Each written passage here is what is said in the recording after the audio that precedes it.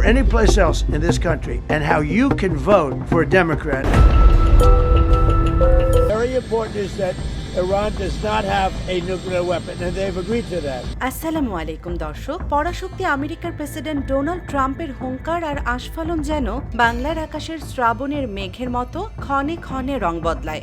আজ তিনি হুঙ্কার দিচ্ছেন বিশ্বকে ধ্বংস করে দেওয়ার তো কালই, আবার তিনি শান্তির কপোত ওড়ানোর চেষ্টা করছেন। মাত্র 24 ঘন্টা আগে যিনি হুঙ্কার দিয়েছিলেন যে আজকের মধ্যে চুক্তি না হলে ইরানের সব সেতু আর বিদ্যুৎ কেন্দ্র মাটির সাথে মিশিয়ে দেবেন, সেই ট্রাম্পই আজ হঠাৎ করে সুর পাল্টে ইরানের কাছে এক প্রকার যুদ্ধবিরতির ভিক্ষা চাইলেন। কেন, কি এমন ঘটলো এই কয়েক ঘন্টায় যা হোয়াইট হাউসের হিসাব নিকাশ পুরোপুরি পাল্টে দিল? আজ দেশ নিউজ 24 এর এই বিশেষ এবং এক্সক্লুসিভ মেগা বিশ্লেষণে আমরা উন্মোচন করব ডোনাল্ড ট্রাম্পের এই আকস্মিক ভুল পাল্টানোর পেছনের আসল রহস্য কি। এটি কি আমেরিকার চরম সামরিক দুর্বলতা, নাকি বড় কোনো ধ্বংসযজ্ঞ চালানোর আগে এক ভয়ঙ্কর নীরবতা? আর কেনই বা ইরান আমেরিকার এই একতরফা যুদ্ধবিরতিকে সরাসরি ছুঁড়ে ফেলে দিল? ভিডিওর শেষ মুহূর্ত পর্যন্ত আমাদের সাথেই থাকুন, কারণ আজকের এই আন্তর্জাতিক সামরিক বিশ্লেষণ আপনার চিন্তার জগৎকে পুরোপুরি কাঁপিয়ে দেবে।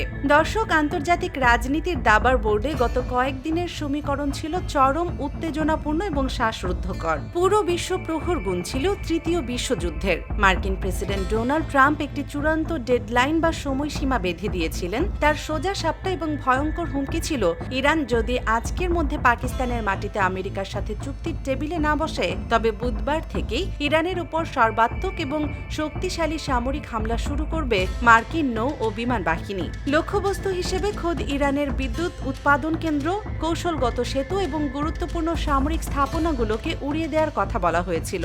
এই হুমকি এমন এক সময় দেয়া হয়েছিল যখন মধ্যপ্রাচ্যের পরিস্থিতি এমনিতেই বারুদের স্তূপের মতো হয়ে আছে। যে কোনো মুহূর্তে একটি স্ফুলিঙ্গ পুরো অঞ্চলটিকে জ্বালিয়ে ছাই করে দিতে পারত। কিন্তু আমেরিকার এই চরম হুমকি ধামকিকে ইরান যেন পাত্তাই দিল না। চুক্তি করা তো দূরের কথা, পাকিস্তানের মাটিতে নির্ধারিত সেই আলোচনায় বসার সম্মতি পর্যন্ত অত্যন্ত দাম্ভিকতার সাথে প্রত্যাহার করে নিল তেহরান। তারা সরাসরি বিশ্ববাসীকে জানিয়ে দিল, আমেরিকার কোনো হুমকির কাছে মাথা নত না করে পাকিস্তানের ভেতর কোনো ধরনের আলোচনায় তারা যোগ দেবে না। ইরান স্পষ্ট বুঝিয়ে দিল, তারা আমেরিকার সামরিক শক্তির ভয় পায় না এবং তাদের নিজেদের শর্ত ছাড়া তারা কোনো টেবিল বয়কটে বিশ্বাসী নয়।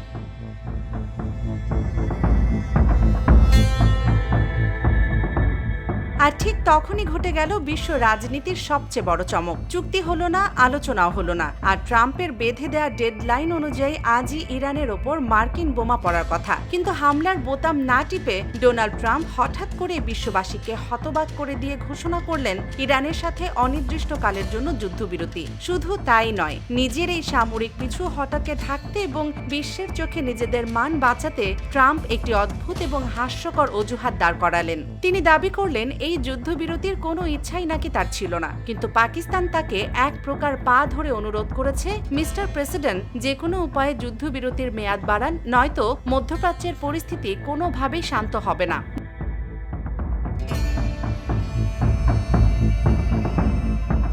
দর্শক, এবার একটু লজিক দিয়ে ভাবুন, আন্তর্জাতিক সামরিক নীতিতে একতরফাভাবে কি কখনো যুদ্ধবিরতি হয়?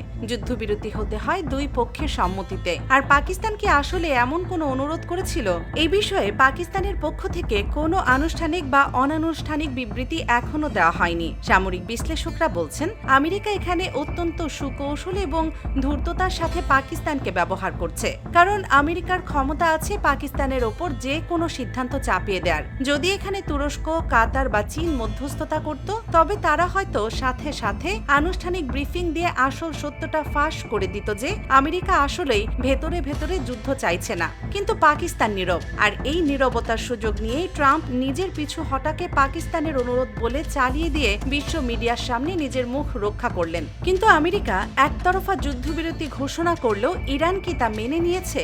একেবারেই না। ইরানের পক্ষ থেকে ডোনাল্ড ট্রাম্পের এই দীর্ঘমেয়াদী যুদ্ধবিরতির ঘোষণা ঘটনাকে চরম ধোঁকাবাজি এবং প্রতারণামূলক কৌশল হিসেবে আখ্যায়িত করে সরাসরি প্রত্যাখ্যান করা হয়েছে। ইরানের যুক্তি অত্যন্ত অকাট্য এবং যৌক্তিক। তারা বলছে, একদিকে আমেরিকা ইরানের বন্দরগুলোতে কঠোর নৌ অবরোধ অব্যাহত রাখবে, ইরানের কোনো তেলবাহী বা বাণিজ্যিক জাহাজকে বন্দরে ঢুকতে দেবে না, আবার অন্যদিকে যুদ্ধবিরতির কথা বলে নিজেদের ঘাঁটিকে নিরাপদ রাখবে, তা তো হতে পারে না। সামরিক অবরোধ আর যুদ্ধবিরতি কখনো একসাথে চলতে পারে না। ইরান স্পষ্ট জানিয়ে দিয়েছে, নিজেদের জাতীয় স্বার্থ এবং সার্বভৌমত্বের প্রশ্নে তারা এক চুলও ছাড় দেবে না। তাহলে ট্রাম্পের এই হঠাৎ যুদ্ধবিরতির আসল উদ্দেশ্য কি? কেন তিনি হামলার ঘোষণা দিয়েও পিছিয়ে এলেন? ইরানের আধা সরকারি সংবাদ মাধ্যম তাসনিম নিউজ অত্যন্ত গভীর বিশ্লেষণ করে এর পেছনের 4টি ভয়ঙ্কর কারণ ফাঁস করেছে, যা এখন আন্তর্জাতিক মহলে ব্যাপক আলোড়ন তুলেছে। প্রথম কারণ, ট্রাম্প সামরিক এবং রাজনৈতিকভাবে চরম চাপে রয়েছেন।